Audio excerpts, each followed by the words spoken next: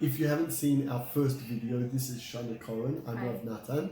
Shana Cohen is the founder of Sunshine Interiors, an amazing woman who I'm like blown away going, oh my goodness, you understand people, and because you understand people, therefore you understand interior design. It's a lot of psychology. It's a lot Incredible. of what goes on in your head. It's a lot of the way you feel. And a lot of good design is about empowering people to live in the space that they want to live in and creating that for them. Well, can you talk a little bit more about empowerment? How do you empower a couple, a husband, a wife? Like some ideas are coming up Sure. right now, but I want to hear what you have to say. Okay, so first of all, a lot of what I base the psychology on is the actual art of Feng Shui, which is an art of energies. It's an ancient Chinese advice, tips. It's really a full art in itself. I wouldn't say I'm an expert, but I have read a lot and it's very interesting. One of the most interesting things is when you go into a renovation or someone wants to do, to uplift their house or, do a facelift, we always focus on the kitchen, the living room, the this. According to Feng Shui, and I also find this, the most important room in the whole house is the parents' bedroom. Makes sense, people. Without a doubt. And the reason is this, that the energy that the parents bring to the home, to the children, is so important and kind of sets the tone that if their bedroom and where they sleep and where they have a relationship and, where they feel good and just have their quiet downtime and, that kind of energy happens normally in the bedroom. And if we haven't given the bedroom a lot of thought and surrounded ourselves with materials that we love and really given it thought and process and design, That's amazing. That is so huge. Then the energy isn't good. Yeah. And then that affects the whole house. So when we go into like a renovation or whatever it is, I always say you have to, your bedroom, holy of holies, for parents, for a couple, even without kids, it's just, that's where you need to focus first and foremost, all your attention, even a little bit of the budget. People are like, no kitchen, dining room, chairs. You really need to, if that's important to you and you need to make that your focus, that's really what people need to remember. It's such a huge thing, Shana. You've blown me away with that, because what comes into my mind is we are so worried about what we present to the rest of the world, right? All of our visitors see our kitchen, they see our lounge room, they see the kids' playroom or whatever, but not many people say, oh, hey, and come into our bedroom, right? And so we're so focused all the time on what other people are going to see, and we always come last, right? How many, especially mothers, do you sit down with and they're so drained and they say, I come last all the time. I'm always giving to other people. I'm giving to my kids, to my husband, to my wife, whatever it is. But what about my space? Right. What about my quiet? I'll give you like a bit of a funny example. Our kids last night were on our bed eating popcorn. Right? So when we came to bed, and I'm like, that's awesome, the kids feel comfortable in our bedroom. When we come to bed, we spend 10 minutes, especially because, I'm less worried about, the salt in the bed, whatever it is. We spend 10 minutes cleaning the bed before we get into bed. And so then you're uptight because someone else was in your space, didn't respect your space properly, and that's an amazing thing. So not only that, I feel like, my husband, he actually always encourages me to spoil myself, invest in myself. Good husband. And and he always says, go and get a massage, go do something good for yourself, go buy something. And it took me a while to realize that investing in myself was actually investing in the people around me. My energy was different. I go and get a massage, I come back and I'm like, guys, like, let's all hug. I don't know.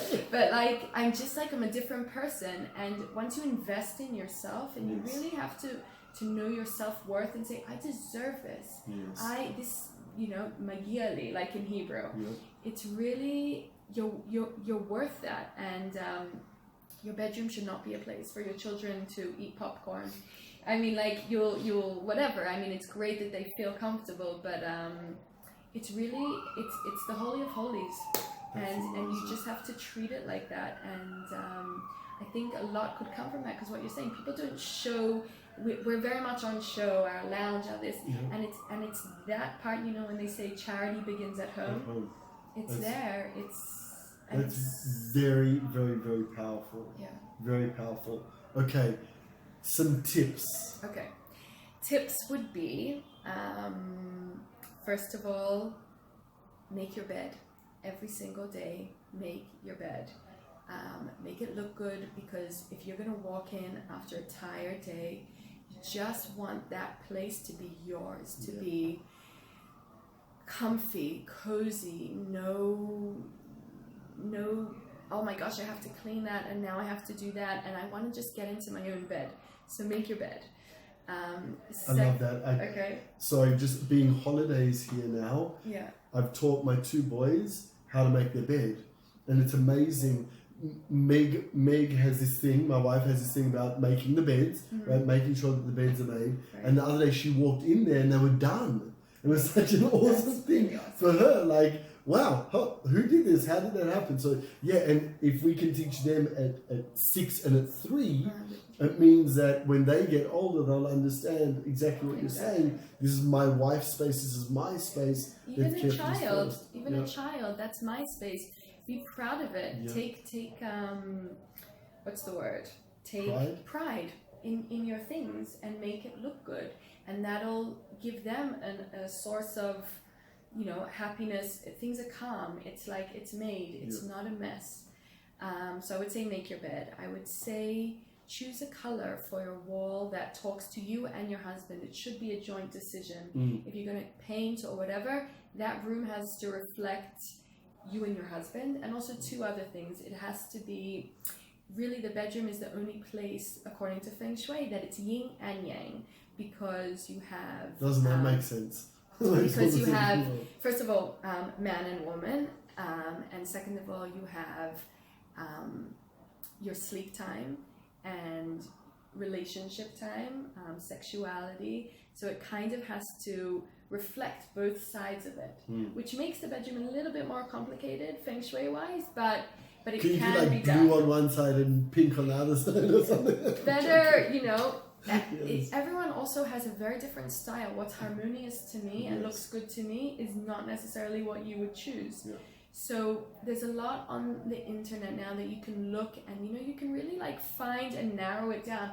I love the country look. I love the modern look. A lot of people have pictures in their bedroom.